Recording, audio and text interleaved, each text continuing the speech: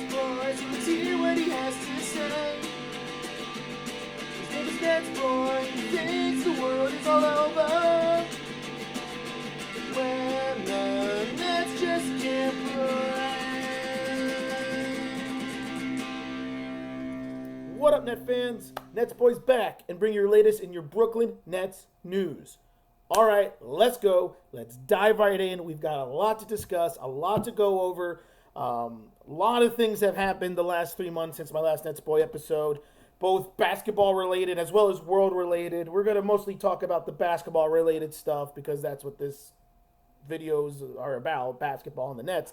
But there is a lot of stuff that has happened, obviously, in the world the last couple months, and just everything in general has just been a whirlwind of emotion and whirlwind of everything. But basketball appears to be back, as well as the rest of the sports world, which is fantastic. So let's discuss first the proposal that was agreed upon by everyone and how basketball is supposed to come back. Now, everything I'm about to say should be old news at this point for most of you. This has all happened weeks ago, but I was just kind of holding off on the video until everything kind of settled down a little bit for me to really get the full understanding of what's going on before I wanted to share a video. I figured June 25th, this is a good time. This is right before the players are supposed to report to start getting into training camps to get ready for the continuation of the season, which is supposed to resume July 31st.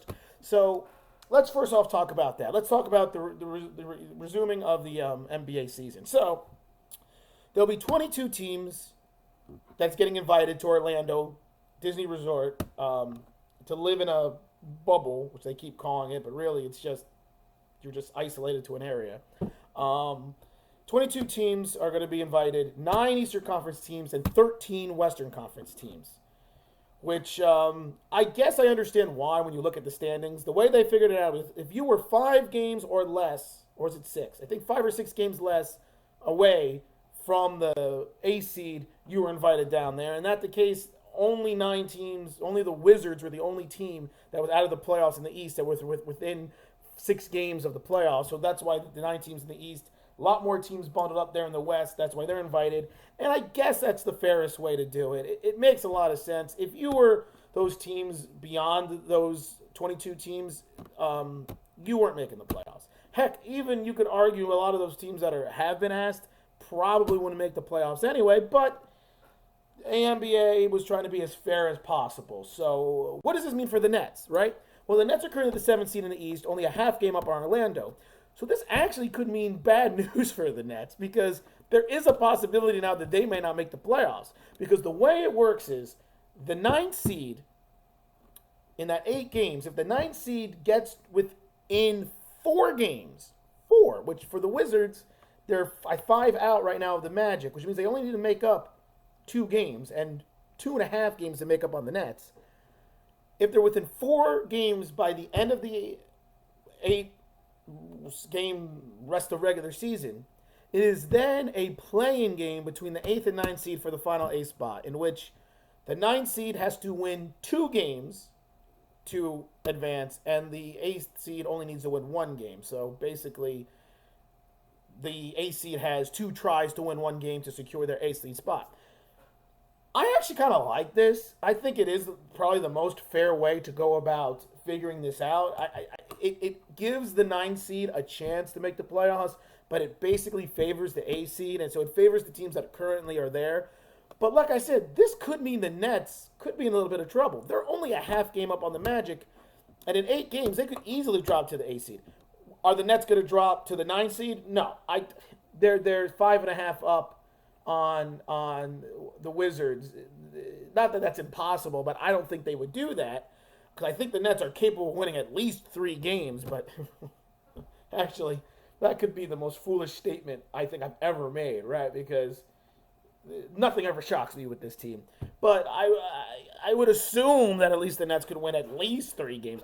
I don't know, actually. But either way, I assume they should be able to at least hold on to at least the A seed. But that means they might have to be in the play-in game against the Wizards.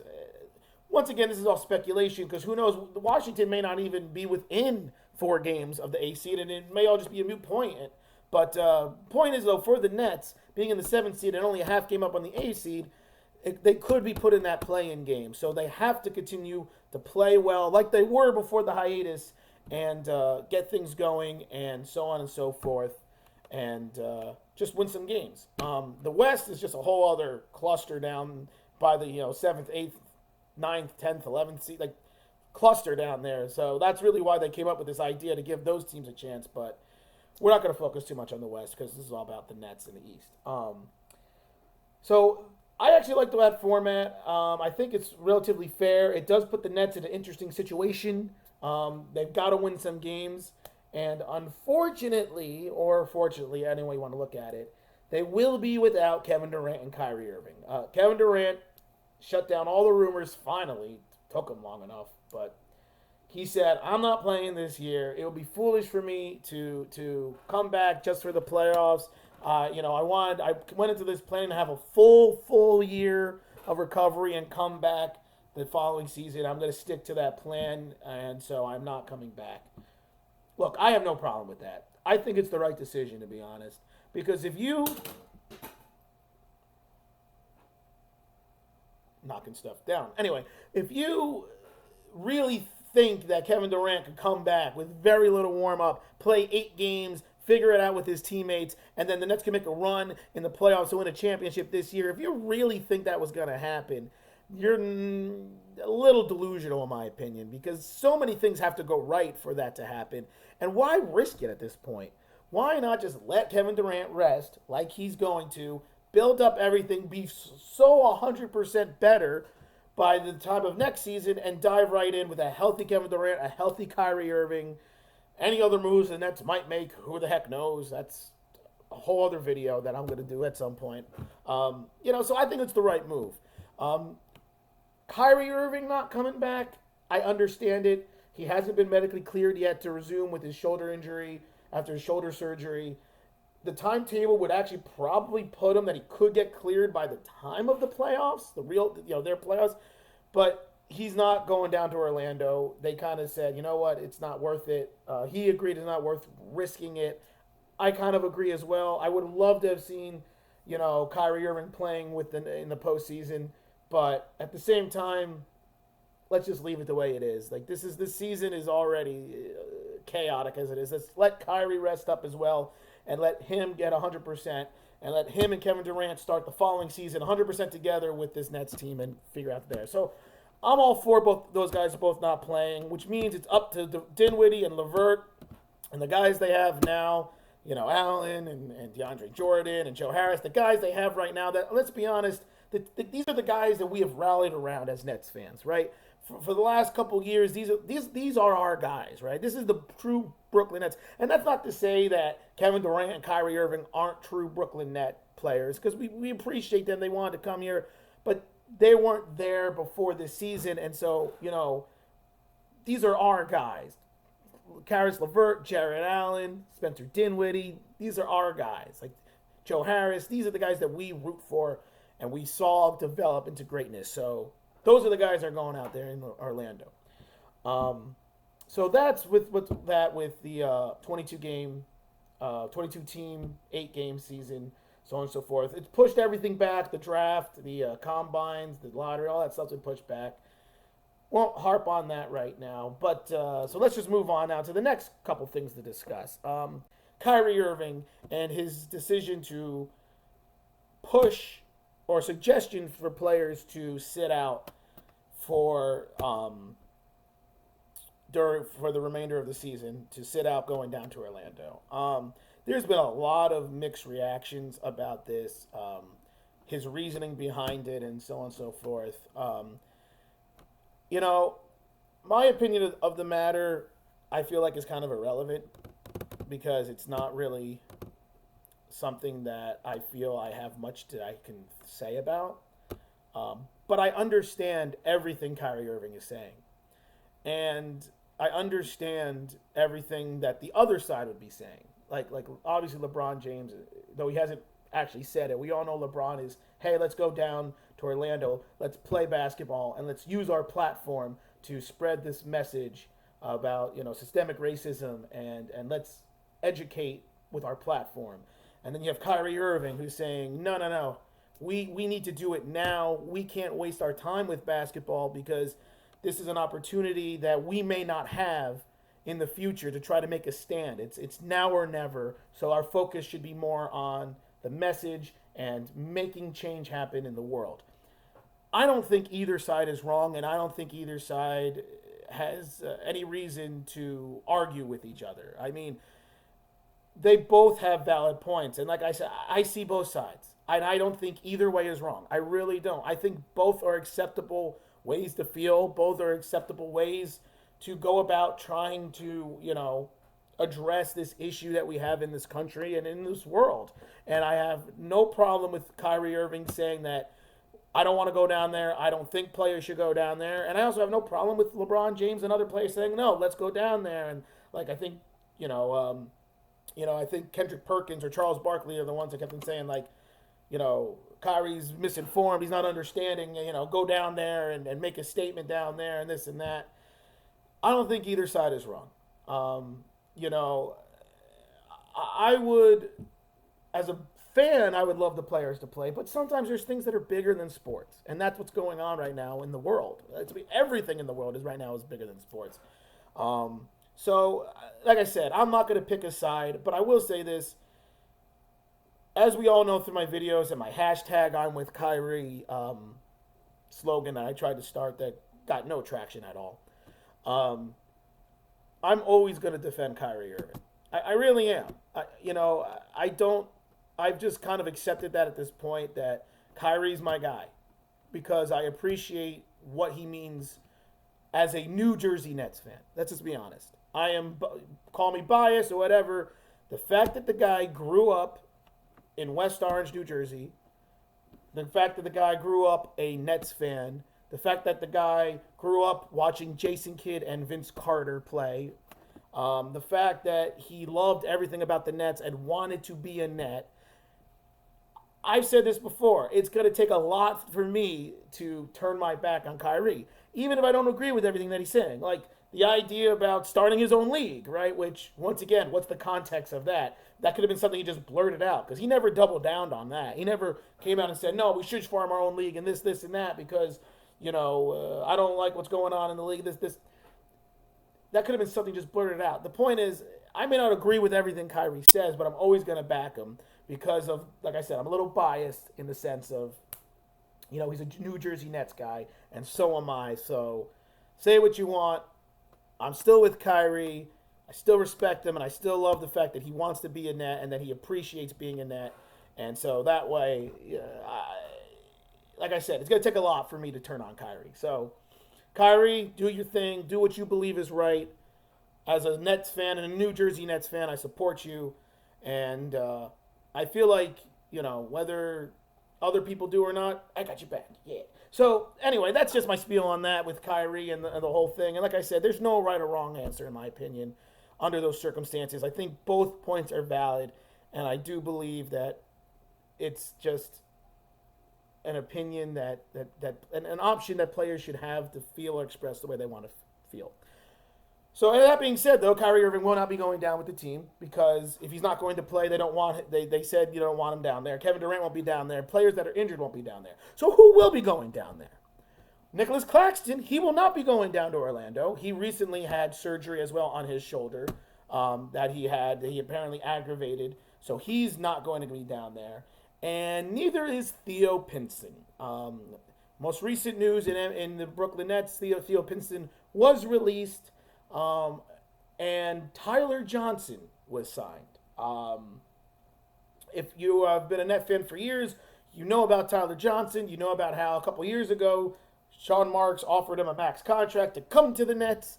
The Heat matched, and then he threw up when he found out how much money he was going to make. And 2-3 years later, he was released, and now he is signing back with the Nets. So, in the end, the Nets got their player for a hell of a lot less than what they were trying to offer him before, and I'm all for it. Tyler Johnson is your combo guard, point guard, small point guard, shooting guard. He hasn't been in the league much this year. He was waived early by Miami, and he's kind of dealt with injuries, but he has been out of the rotation for a while. But this is a guy that during a stretch of times was like an instant spark plug of offense off the bench, and a guy who can play off the ball or the ball in his hand. So I think he fits the mold. And look, we all love Theo Pinson, right? His antics, his energy, his dancing on the sidelines.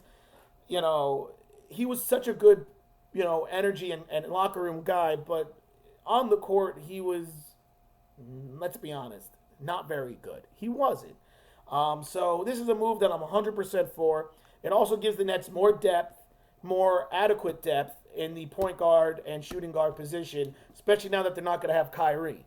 So you're not going to have Kyrie Irving. So obviously, Chris Chiozza, he's been very good for them, but he's still going to be, he's still undrafted rookie. So don't know what you're going to get out of him. So bringing in Tyler Johnson is going to help this team at least have a little bit more depth there. So bye-bye, Theo. NetsBoy salute. Thank you for your services. And let's see what Tyler Johnson's got. So, once again, we got to see what's going to happen when the training camps start. And we still got to see what's going to happen if the season's even going to happen. Because right now, coronavirus numbers in Florida are going through the roof. And it's kind of scary. But let's keep our fingers crossed that everything works out in the grand scheme of things. So we'll see what happens moving forward with the Nets. We'll see what happens moving forward with the season. We'll see if there's any other players. I thought the deadline for players to say whether they're going in to the bubble in Orlando or not was the 24th, but so I haven't heard anything of any players from the Nets who are electing not to go down there, despite apparently Kyrie Irving trying to urge his teammates not to go down there. But maybe something's going to come up in the next couple of days that we don't know about. But yeah, so right now, most of the Nets players seem like they're going down there, and we'll see what happens. So I believe that's all I really want to discuss in today's episode. Well, no, there is one more thing. One more thing I want to do, and I'll end with this. Vince Carter has officially announced his retirement. It was confirmed today. He said, "This is it. I'm done." So his 22-year career is officially over. We thought this was going to happen because obviously the Hawks are one of the teams that are not getting invited down to Orlando, so his career's over. We basically saw this coming, but it's now official. So once again, I did it on my one last episode, but I'm going to do it again. A NetsBoy salute and a thank you to my all-time favorite player, an NBA player, and not just Nets player, my all-time favorite player, Vince Carter. It was so much fun watching you, and from the years, even before your New Jersey Nets years, we were with Toronto. I always liked the guy. When he came to the Nets, I was so thrilled, and my enjoyment of watching him just skyrocketed when he was with the Nets. And if you watch some highlights of Vince Carter, not his great dunks, obviously, but just his overall skill set as a player, he was one of the most complete players in the game. He really was. Like, especially in his prime, like, it literally went like Kobe Bryant, Vince Carter. Like, that's the way it was when those guys were in their primes. Like, Kobe was always slightly better, but Carter was right behind him. And just watch some highlights of Vince Carter. Not his dunks, but like his overall collective greatest moments. And he was unbelievably clutch, just and unbelievably humble. And it's a shame he never had a chance to win a championship. I would still love Sean Marks to call him up over the offseason and be like, "Hey, Vince, I know you said you're retired, but why don't you come back and play with us for 1 year? Come off the bench, play like 15 minutes a game. Yeah, why not?" Like, I would love that. I'm sure Nets fans would love that, but don't think that's going to happen. It's a pipe dream. But anyway, once again, thank you, Vince Carter. It was great. Not sure who my new favorite current NBA player is going to be. I guess it has to be Brook Lopez, right? Brook Lopez has always been was my favorite Net for a while after Vince Carter. And I guess right now Brook Lopez is now my favorite current NBA player. I guess so. So once again, NetsBoy salute, Vince Carter. Good luck in the remainder of your career. I think he wants to go into broadcasting. Maybe the Yes Network will sign him. Why not? That'd be pretty cool. We already got Richard Jefferson, which is comical all the time. So why not add Vince Carter to the mix? So anyway, thanks again. And yeah, so that's it. nearing 20 minutes of this episode, so it's time to wrap it up. Let me know what you guys think about everything, the 22 games, the Kyrie Irving stuff, whether teams should play or not play, Theo Pinson being let go and Tyler Johnson coming in, Vince Carter, anything you wanted to comment about, go ahead and do it. And let's keep our eyes open for the next NetsBoy episode. My next video will probably come closer to the beginning of the bubble play or the continuation, so closer to the 31st when there's more of a schedule. Which, by the way, the schedule is going to be interesting because obviously it's only going to be teams that are going to be down there. So if you were going to play some of those 8 teams that didn't get invited to Orlando, then those games are like completely like knocked off the face of the earth. So it's going to be interesting to see what happens. So I'll post another episode closer to when the start of the Orlando games, that's what I'm going to call them, the Orlando games, start up, and we'll discuss more, and let's see what happens. So thanks again. Welcome back. And this is NetsBoy signing off.